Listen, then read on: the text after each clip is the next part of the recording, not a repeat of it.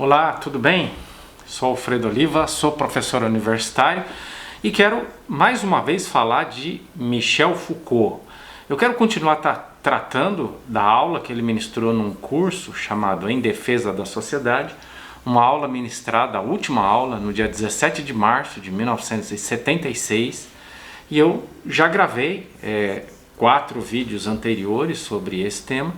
E hoje então quero falar sobre mais um tema relacionado ao biopoder. Eu quero falar sobre nazismo e biopoder. Olha aqui que interessante. Então, eu separei alguns trechos, né, e nós vamos então ler e analisar e discutir esses trechos, né? Então diz assim, ó: a justaposição, ou melhor, o funcionamento através do biopoder do velho poder soberano do direito de morte implica o funcionamento, a introdução e a ativação do racismo. Interessante, né? Então ele está fazendo alusão a uma tecnologia de poder que predominava no mundo antigo e também no mundo medieval, que é o que ele chama de poder soberano, poder soberania, que era o poder cujo foco era a capacidade do soberano de decidir quem viveria e quem morreria. Vamos continuar então a citação. E aí, creio eu, que efetivamente ele se enraiza. Vocês compreendem então, nessas condições, como e por que os estados mais assassinos são, ao mesmo tempo, forçosamente, os mais racistas.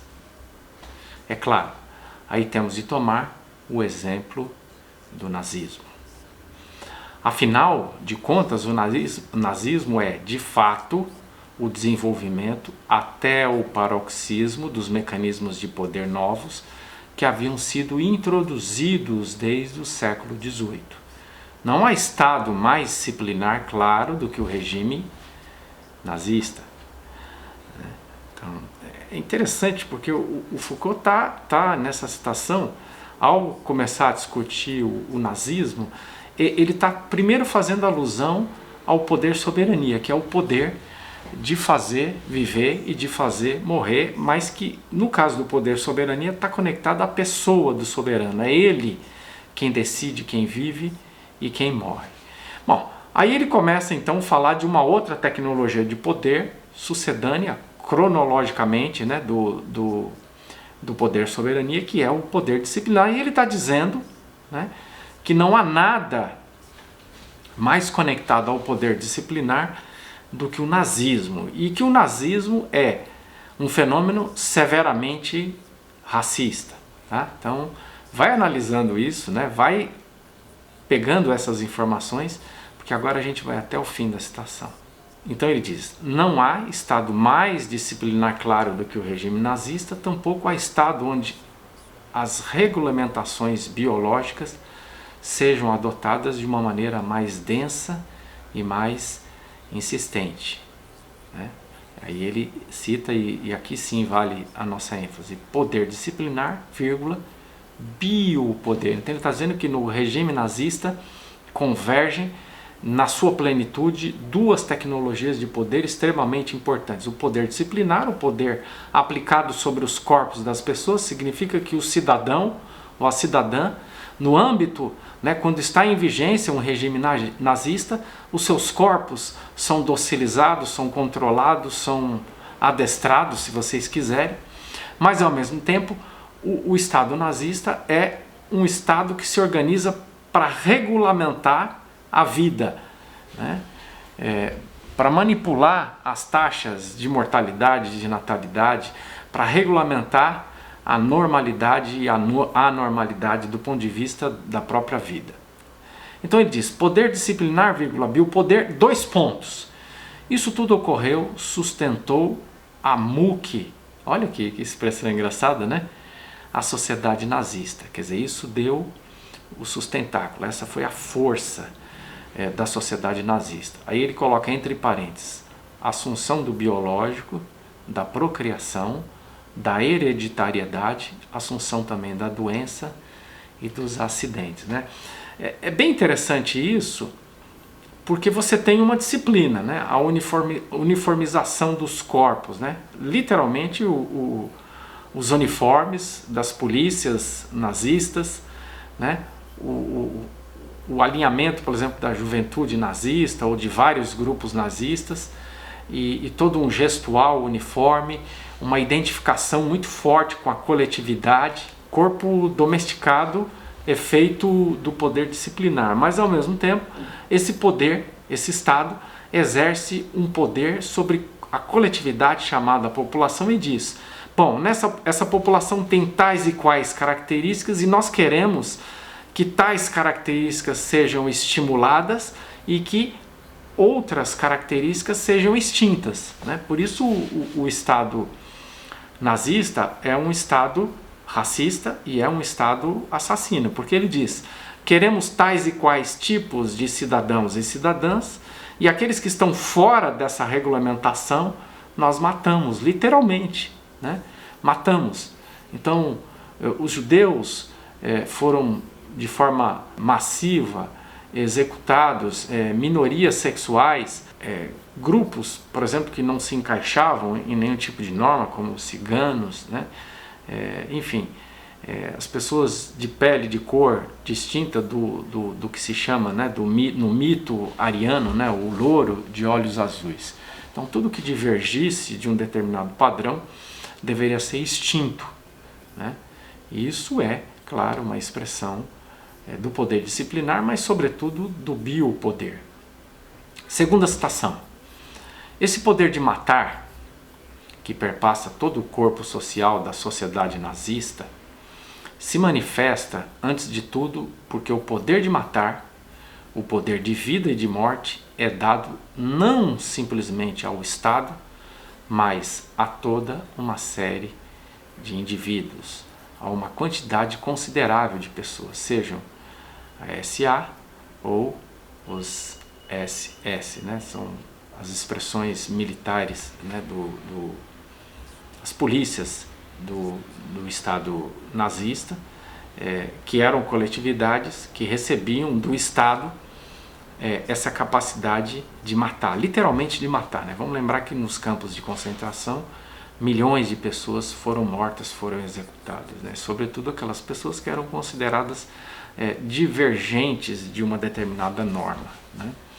No limite, todos têm o direito de vida e de morte sobre o seu vizinho no Estado nazista, certo? Se você denuncia uma pessoa e essa pessoa pode ser morta pelo Estado, de certo modo esse poder do Estado de fazer viver ou de fazer morrer, ele de certo modo é delegado para cada cidadão ou cidadã, né? No sentido em que ele vai então se tornando alguém que denuncia as demais pessoas, e ao denunciar as demais pessoas ela se vê como extensão como um braço, como extensão do Estado.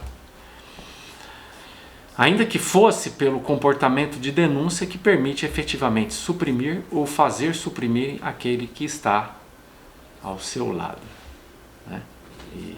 E todo mundo conhece bem as histórias de pessoas que eram denunciadas porque estavam, por exemplo, escondendo judeus, descendentes de judeus nas suas casas, que colocavam essas pessoas nos porões, né?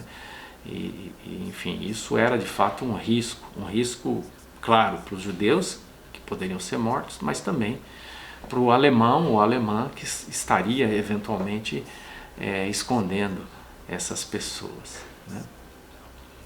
Terceiro trecho: tem-se, pois, na sociedade nazista essa coisa, apesar de todo, extraordinária. É uma sociedade que generalizou absolutamente o biopoder, mas que generalizou ao mesmo tempo o direito soberano de matar. Interessante, porque o que ele está dizendo é que o nazismo talvez tenha sido até hoje a expressão mais plena do biopoder, né?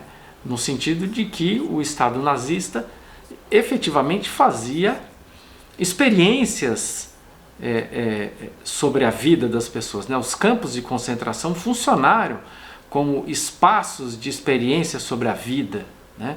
Então há relatos, por exemplo, de pessoas que sobreviveram um pouco mais de tempo num campo nazista, porque os médicos tinham interesse em observar, fazer medições do crânio, tirar líquidos, né, sangue ou qualquer outra substância dos seus corpos, para poder fazer então uma quantificação, uma avaliação, traçar o perfil biológico, né? E claro que isso tudo, como está bem, eu creio que está bem expresso na primeira citação que eu li, quando ele diz que o Estado nazista é um Estado racista, né? Então, essa ideia de que existe uma raça superior, de que existe uma hierarquia das raças, então é preciso, através da ciência, legitimar essa superioridade de uma raça sobre a outra. Então, algumas pessoas sobrevivem um pouco mais de tempo para que se possa fazer essas experiências, mas depois, né, quando essas pessoas já forneceram as informações que esses cientistas desejavam, essas pessoas então podem ser executadas nos campos de concentração, né? Então é interessante porque aqui volta, né, ao mesmo tempo que há a plenitude do biopoder, porque se manipula todas as estatísticas, né? Quer dizer, você quer literalmente produzir uma raça pura, e aí você precisa quantificar, precisa matematizar, precisa cientificizar a pureza dessa raça, mas ao mesmo tempo aqui aparece o direito soberano de matar, né? Uma proximidade com uma tecnologia de poder que estava a essa altura superada, né? Mas que de certo modo, né, era o poder de matar e de viver, e isso funciona muito bem também no âmbito do Estado nazista. E aí, para finalizar essa terceira citação, os dois mecanismos, o clássico, o arcaico, que dava ao Estado direito de vida e de morte sobre seus cidadãos, que é a tecnologia de poder e soberania, e o novo mecanismo organizado em torno da disciplina, da regulamentação, em suma, um novo mecanismo de biopoder vem exatamente a coincidir. Ou seja, no nazismo convergem todas as tecnologias que o Foucault analisou, ou vinha analisando, ou analisou em algum momento em suas obras, em seus cursos, né? Que em tese eram tecnologias que predominam historicamente em momentos distintos, mas que, claro, o fato de predominarem em determinadas sociedades, em determinados momentos da história, não impede que eles possam estar presentes simultaneamente no século XX para criar essa aberração chamada Estado nazista. E por fim, uma última citação bem pequena, né, que diz assim: temos um Estado absolutamente racista, um Estado absolutamente assassino e um Estado absolutamente suicida. Estado racista, Estado assassino e Estado suicida. É bem interessante, né, porque o contexto em que ele analisa essa citação é bem interessante, porque assim, é um Estado que promove a morte das demais pessoas, né? Então ele é um Estado assassino, mas ao mesmo tempo ele é um Estado racista, porque a morte é sempre a morte do diferente, é a morte do outro, é aquele que é estigmatizado como outro. E claro que quando você sai por aí eliminando pessoas deliberadamente, você também se expõe a um risco de vida, né? Como sempre, né? A análise do Foucault, uma análise um tanto quanto original, interessante, né? É isso, né? A genialidade do Foucault presente aqui, mais uma vez, né? Com todo o seu arsenal aí conceitual, teórico, né? Para mim é algo bastante interessante. A gente vai finalizar essa série com mais um vídeo, e aí então a gente se encontra nesse tema mais uma vez ainda. Um abraço e até lá.